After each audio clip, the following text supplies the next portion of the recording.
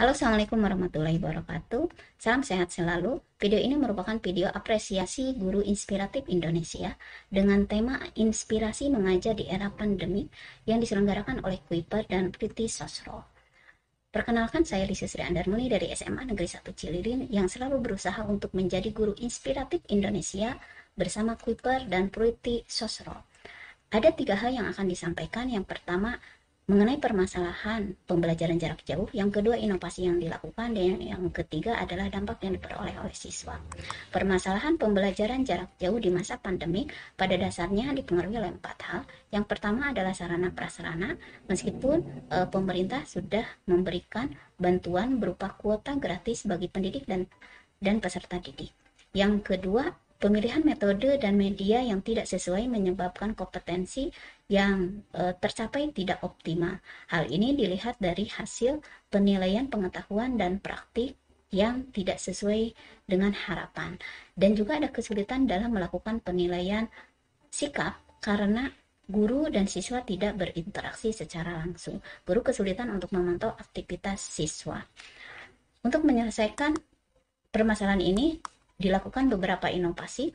Yang pertama, dilakukan optimalisasi metode. Metode yang dipilih didasarkan pada kompetensi yang harus dikuasai oleh siswa, juga mempertimbangkan perangkat yang digunakan siswa dan penggunaan kuota atau jaringan, sehingga pembelajaran dapat berlangsung secara efektif dan efisien. Inovasi pada media diantaranya yaitu dengan memilih media yang tepat dengan mengkombinasikan beberapa media. Kita harus cerdas seperti Teh Sosro yang cerdas dalam mengkombinasikan rasa buah-buahan dengan teh sehingga ngeblend rasanya. Ada 5 inovasi yang saya lakukan dengan mengkombinasikan media yang ada. Yang pertama adalah menggunakan learning management system.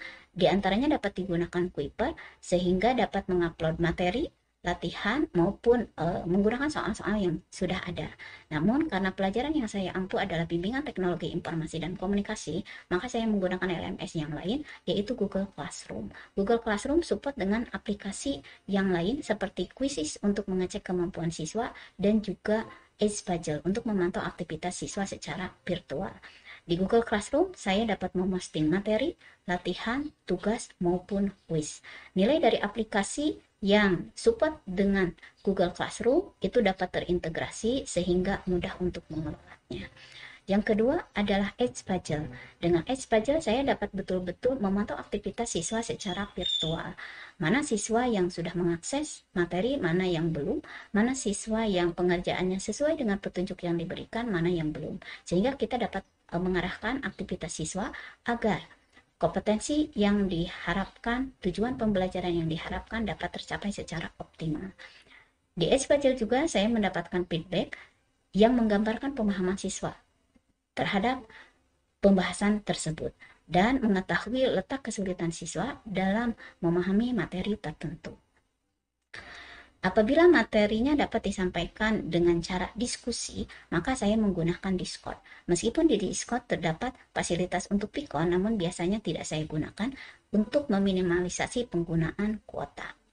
Yang kedua yang saya lakukan adalah membuat modul hyper content. Ini juga digunakan untuk meminimalisasi penggunaan kuota. Di modul ini terdapat tautan yang dapat dijelajah oleh siswa sehingga mendapatkan pemahaman yang utuh, serta dapat belajar di mana saja dan kapan saja.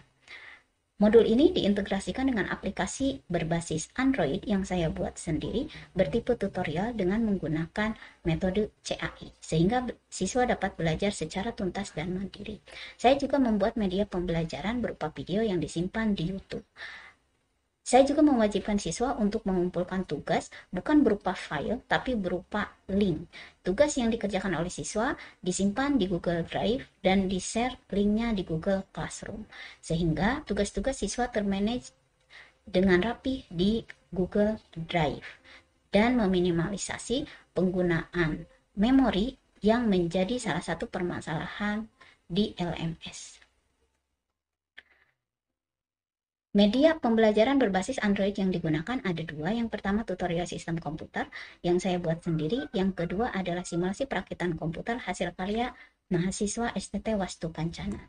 Tampilan dari aplikasi berbasis Android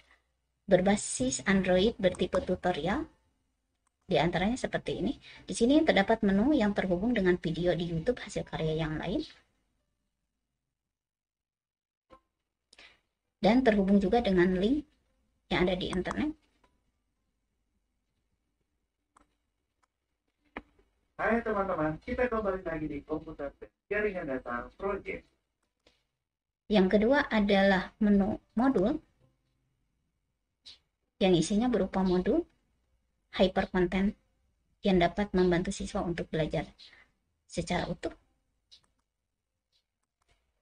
Juga terdapat penjelasan dari materi berupa video dari YouTube yang dipost di Edgepuzzle sehingga saya dapat memantau mana siswa yang sudah mengakses, mana juga yang belum.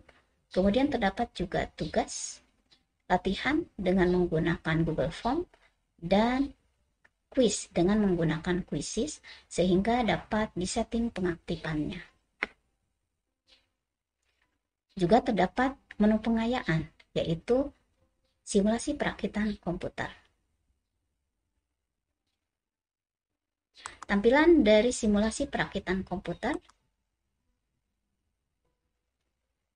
yang menyajikan objek 3D di mana objeknya dapat diperbesar, dapat digeser, dapat dikecilkan, dan dapat diputar, serta terdapat penjelasan audio. Ini adalah penjelasannya. Tampilannya seperti ini.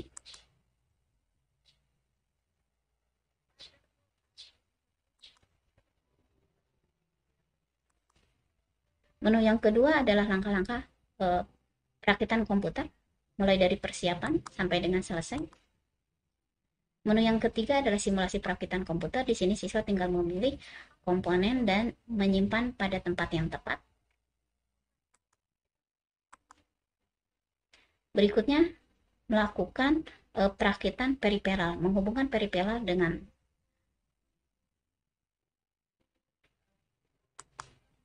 CPU. Kemudian terdapat juga menu quiz untuk mengecek kemampuan siswa.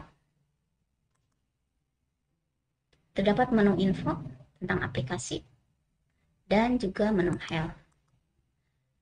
Inovasi yang dilakukan dalam penilaian untuk pengetahuan diantaranya dilihat dari aktivitas siswa di dalam LMS dan juga hasil siswa di aplikasi yang digunakan untuk mengecek kemampuan siswa, baik Quizzes, Kahoot di games, form di latihan, kemudian praktik dilihat dari hasil karya siswa yang diposting di YouTube atau file sharing. Untuk penilaian sikap diantaranya digunakan Edgepuzzle karena di sini aktivitas siswa terpantau secara virtual, mana yang telat, mana yang tidak, mana yang sesuai dengan panduan, siapa yang tidak. Juga diperoleh gambaran pemahaman siswa terhadap materi tersebut dan mengetahui letak kesulitan siswa terhadap materi tertentu. Untuk praktik dilihat dari hasil karya siswa yang diposting di YouTube. Kalau berbentuk video, di antaranya seperti ini. Video ini menggambarkan kemampuan siswa dalam penggunaan program aplikasi yang bernama VideoScribe. Tugas yang lainnya diposting di Google Drive dan di-share linknya di Google Classroom. Ini juga sama. Sehingga pembelajaran tadi dapat berlangsung secara efektif.